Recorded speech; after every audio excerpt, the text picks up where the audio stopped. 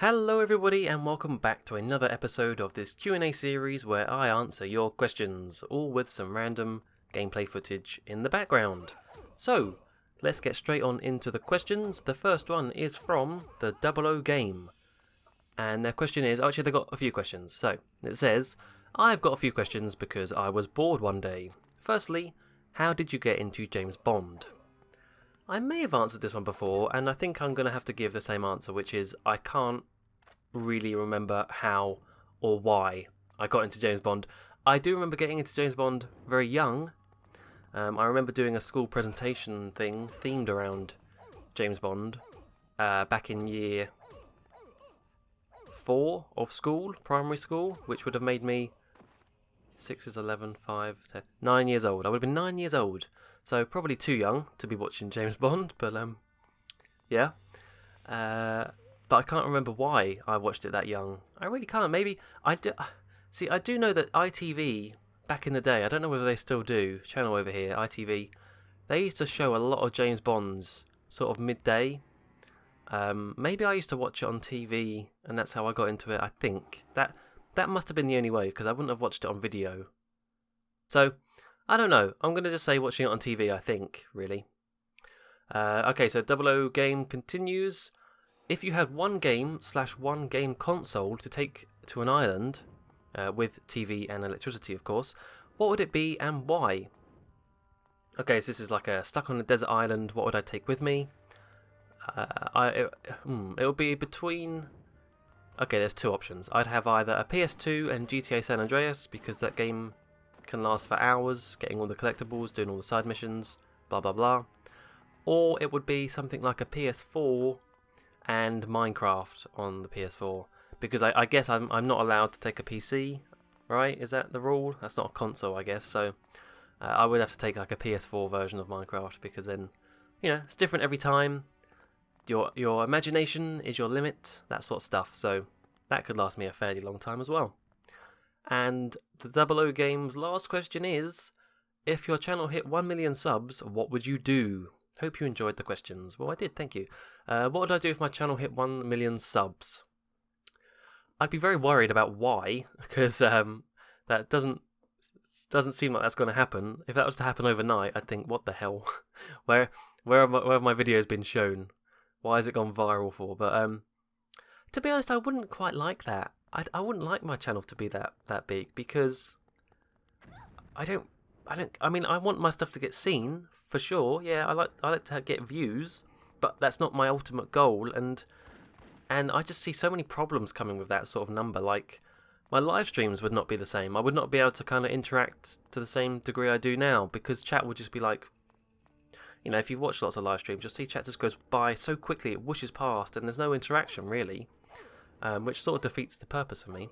And also, with 1 million subscribers, you're bound to get like way more hate and way more drama and nasty comments and just I don't know. For some people, I think they'd like it because maybe they're doing it to get an income. So, you know, they get more views, they get more AdSense stuff. So, you know, some people will like that. I don't think I would. So, what would I do? I'd be very, very, very worried about why that happened. I guess.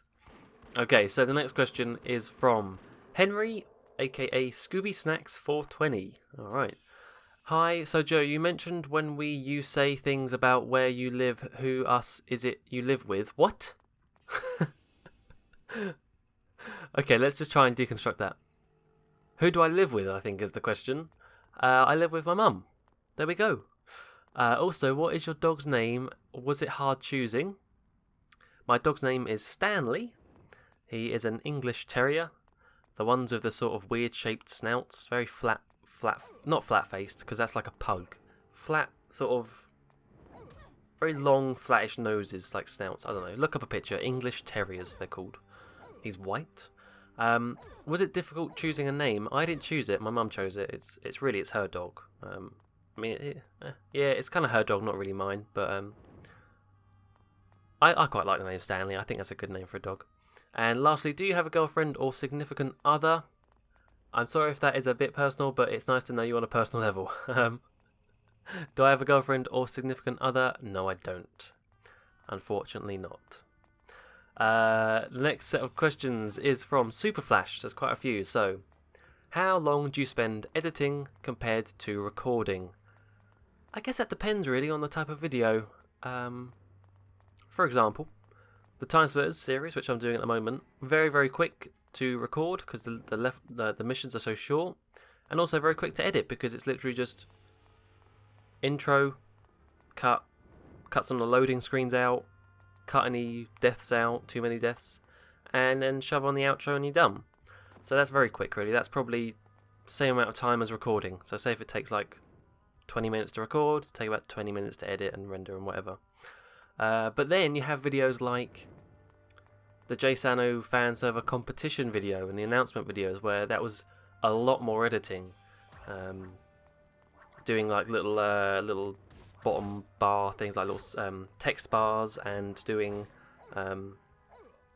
all sorts of stuff like, and for example, also the UHC intro, that took a long time, but that's more so to do with learning the software more at the same time. So it takes me a long time to do some of this stuff because I'm also sort of Googling and figuring out things and learning more about masks and transformations and effects and things like that. So I love it. I love editing. I think I like editing more than recording sometimes because, say if you're doing a film, yeah, filming's fun, but then you've got all the jigsaw pieces to put together and make it an actual piece of content. So I don't know.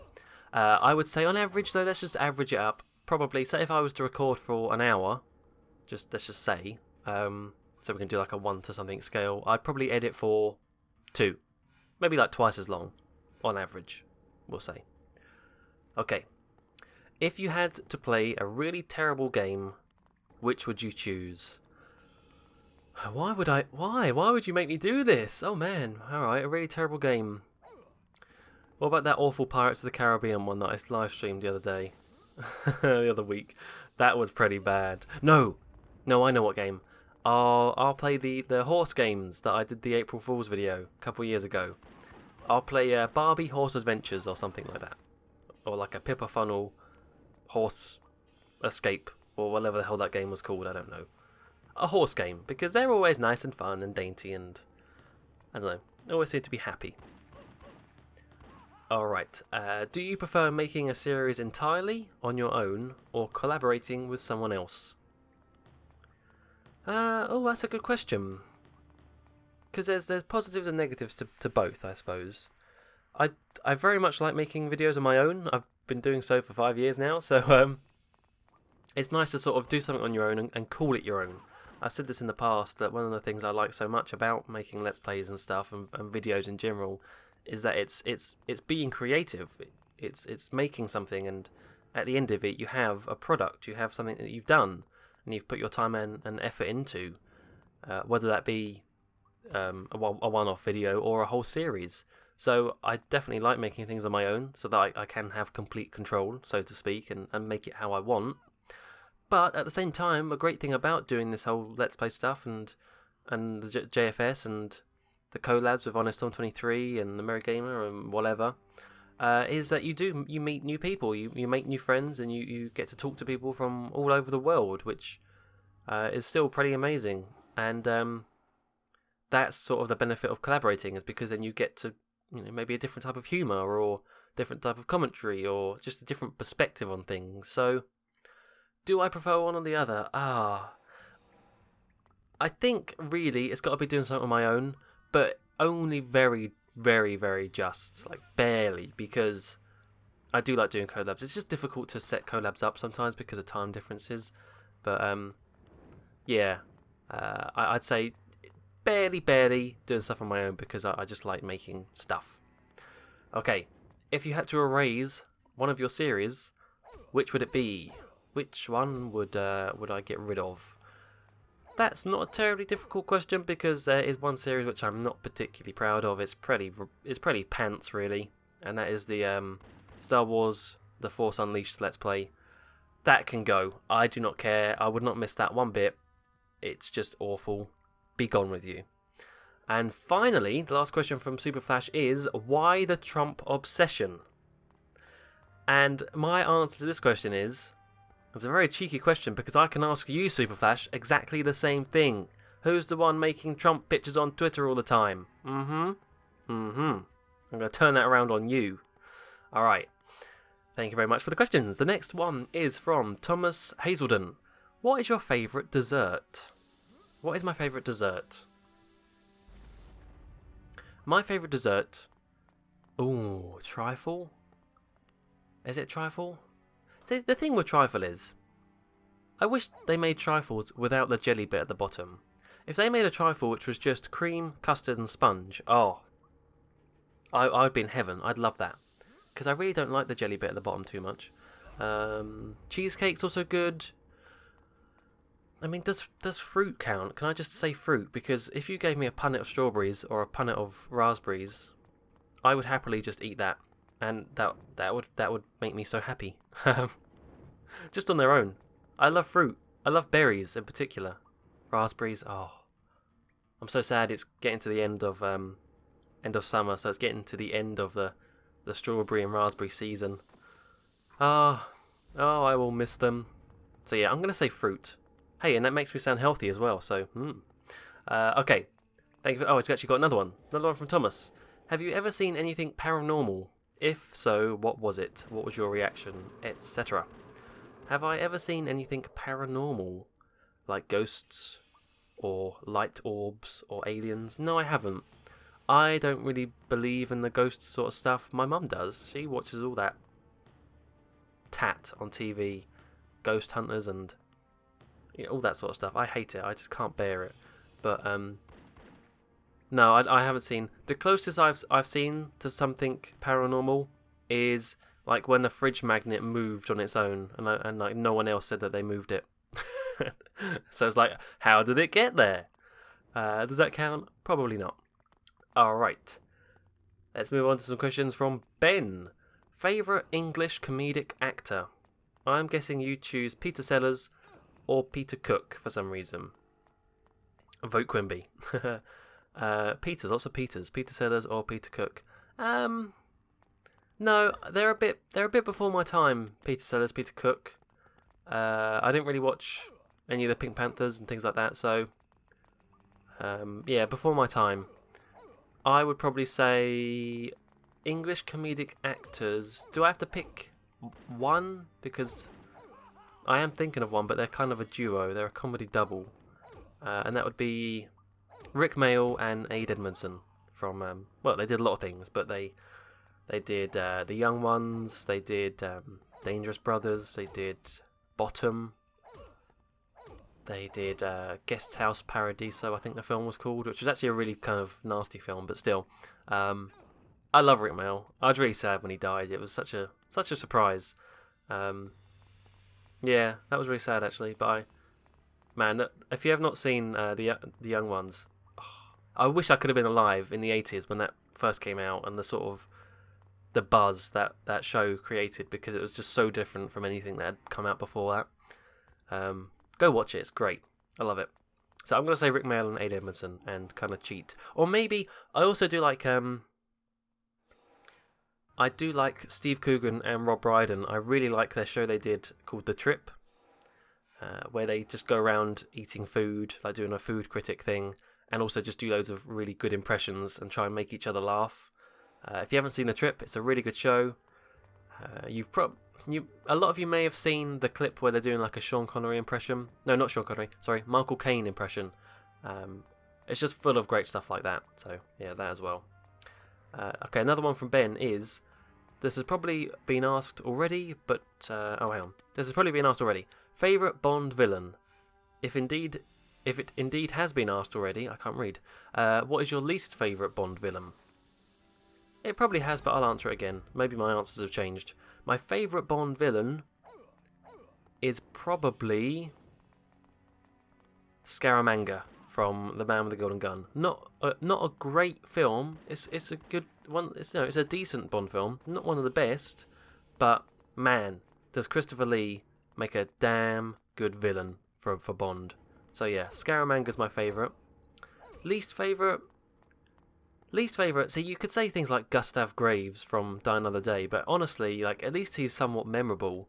I'd say the worst villains are ones that you just forget. So I'm going to go with the one from For Your Eyes Only. I think his name was Christatos. Completely forgettable, no personality, no menace, no nothing, just dull. Christatos, really bad. Alright, let's go on to the last few questions. One's from Brian Olsen. What do you think of YouTube Heroes? Oh, that's a good question. So, if you don't know, YouTube Heroes has just been announced by YouTube, where basically you can sign up to help moderate the website. So that means you can flag videos and help with captioning and stuff like that, answer questions, and that doing all that stuff gets you points, and you can kind of rank up different levels. The more points you get, the more rewards you get, so to speak. But really, it's just a way of YouTube getting moderators for free and making it into a sort of game where you level up. Anyway, basically, it gives people the power to like mass flag videos and stuff like that, which is a bit worrying for people that do YouTube for a living.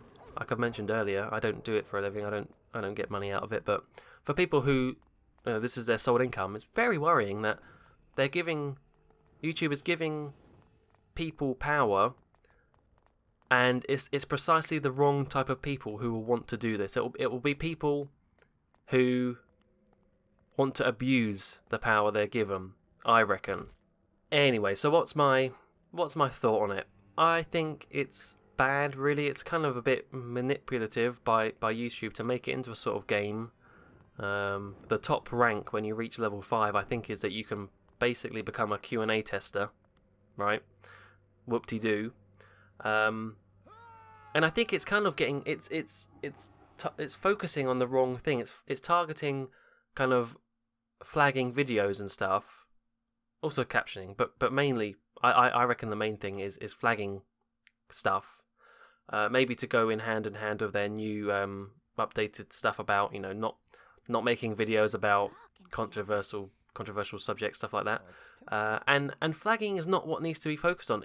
If they could make a sort of system where you could maybe manage the copyright strikes, because that is a really dodgy system at the moment, isn't it? Like the copyright notification and all the stuff that's like people get their channels wiped out because of a false flag by some company that's just doing it for the sake of it. If all that stuff could be fixed somehow by the community, that could work. I think Nerd Cubed, as much as I don't really like the guy, he did do a good video about how it could be fixed, this whole YouTube Heroes stuff, and that's how maybe as a community people could vote on videos that could be protected from flagging and things like that. So it's like a balance of power. So it's not just flagging, but also protecting videos that are fine and well within the rules. I think that's really the system they need to take. But knowing YouTube and how stubborn they can be, I'd be very surprised if they actually do that. So, yeah. Okay, and the last question is, again, from Ben. It is, what is your mostest, favoritist type of donut? What is my favourite type of donut? Probably just a plain old iced donut. A ring donut with a nice helping of icing slabbed on it. That would be nice, yeah. Also, is it true that your real name is not Joe, but rather Wilmette Antwistle? No, it is not. Lies. All lies. Alright, that is going to be it then. That is all the questions for today's episode. Thank you all to everyone that asked a question. If you would like to ask a question yourself, check the description. Down below there is a link to a Google form. Go there, type your question, type your name, click submit. It'll reach me and I will make another episode soon. So until then, thank you very much for watching, and goodbye.